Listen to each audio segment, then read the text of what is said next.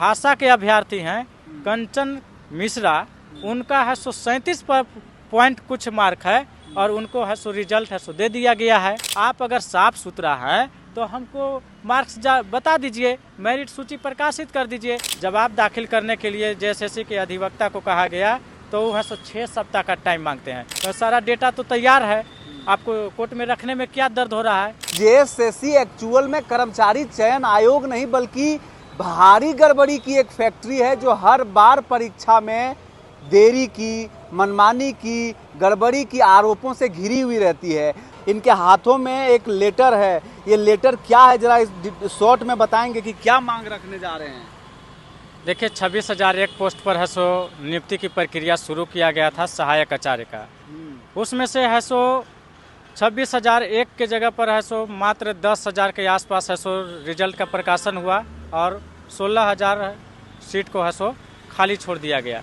जबकि अभ्यर्थी हैं सो 30,000 जेटेट के अभ्यर्थी सफल हैं।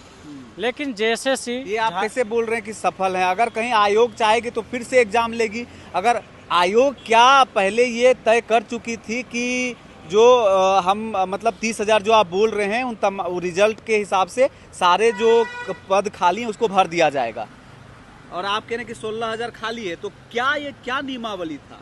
देखिए नियमावली में जो कार्मिक विभाग का लेटर जेएसएससी को मिला था उसमें साफ साफ था लिखा हुआ, नॉर्मलाइजेशन शब्द उसमें था ही नहीं।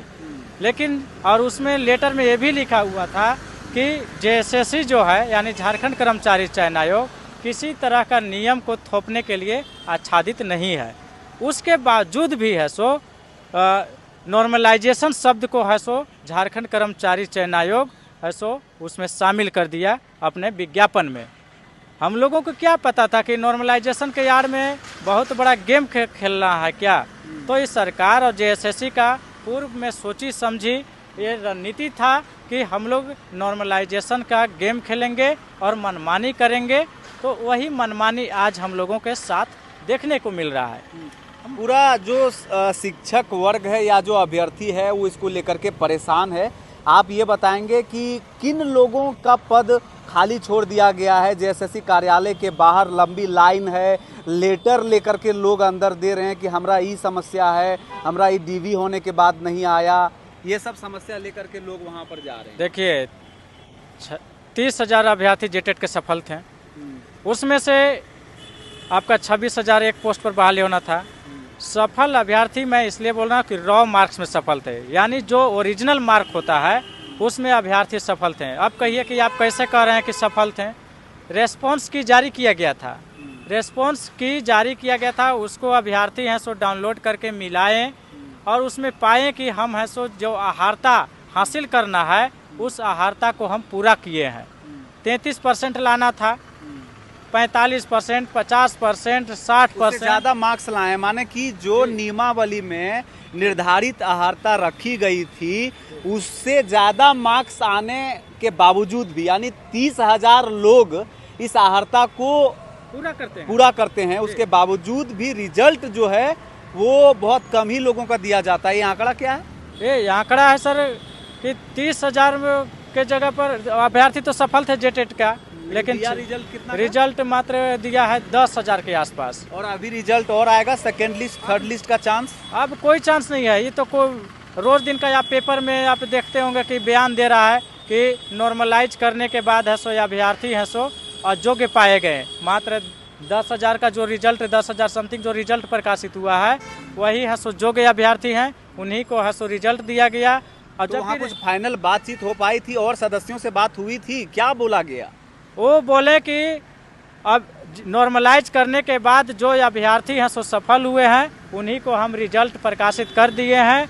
बाकी आप लोगों को यह संतुष्टि है तो आप लोग कोर्ट जाइए और कोर्ट से जजमेंट लेकर के आइए, इसके बाद आप लोग को नियुक्ति देंगे। आप लोग रॉ मार्क्स में सफल हैं, अगर कोर्ट कह देगा कि रॉ मार्क्स में सफल अभ्यर्थियों से सीट को पूरा किया जाए तो हम है सो सीट को पूरा करेंगे, सीट खाली है, आप लोग को नियुक्ति देंगे। तो आप लोग हाईकोर्ट भी गए? हाँ, हाईकोर्ट में हम लोग केस है सो फाइल कर दिए हैं, 2 बार हेयरिंग भी हुआ है। लेकिन जेएसएससी का नियत देखिए कितना खराब है। उसको जब जवाब दाखिल करने के लिए जेएसएससी के अधिवक्ता को कहा गया तो वो है सो 6 सप्ताह का टाइम मांगते हैं।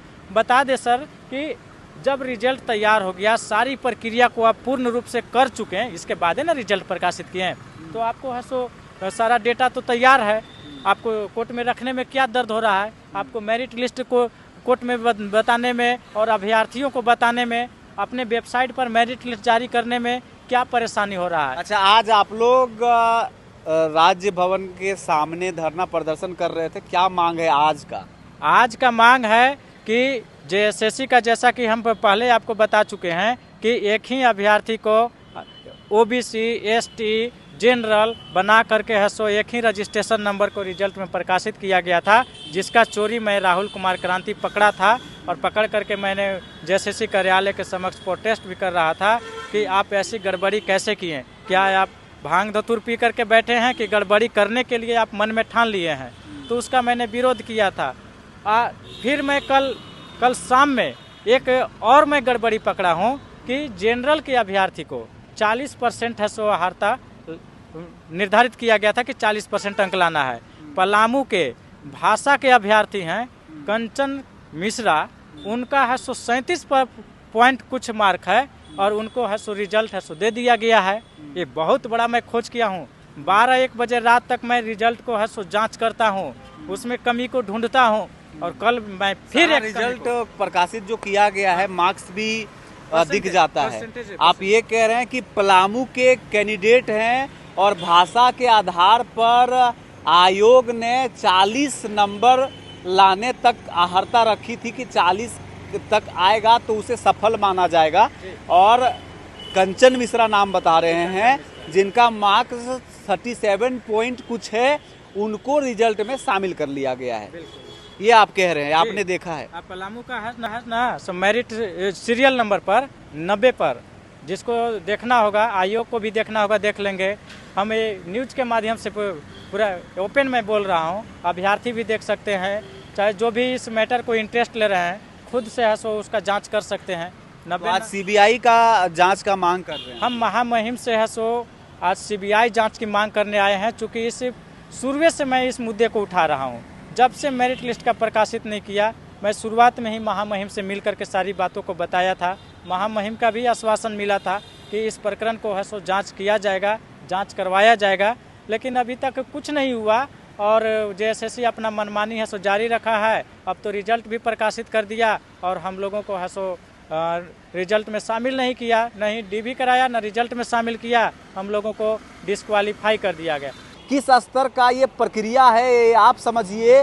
जो झारखंड राज्य से हैं, पढ़ाई लिखाई कर रहे हैं और जिनको नौकरी रोजगार का आशा है, सरकारी नौकरी करना चाहते हैं, नौकरी छोड़िए, जिसको शिक्षक बन करके इस राज्य में बेहतरी का एक विकल्प जिनके जहन में चल रहा है, आखिर वो किस विश्वास से आगे आने वाले एग्जाम में बैठेंगे और ऐसे आयोग पर वो भरोसा करेंगे, ये आपको कमेंट बॉक्स में बताना है।